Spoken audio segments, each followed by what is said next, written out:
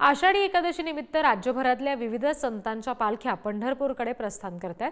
दरम्यान राज्यभर मानाचं स्थान असलेल्या मुक्ताईनगरमधल्या संत मुक्ताईंच्या पादुका पालखी सोहळ्याला विशेष महत्त्व आहे। यंदा मुक्ताईंच्या पादुका पालखी सोहळ्याचं 395वं वर्ष आहे। काल पालखी संत मुक्ताई मातेच्या समाधीस्थळापासून पंढरपूरच्या दिशेने प्रस्थान ठेवलेलं आहे।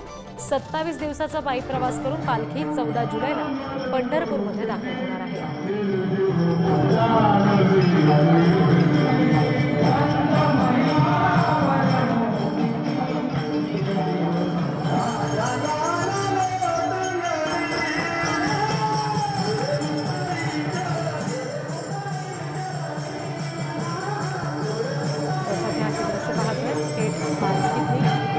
सोहळ्यातली वारकऱ्यांचा सुद्धा हा उत्साह आपल्याला दृश्यामधून पाहायला मिळतोय।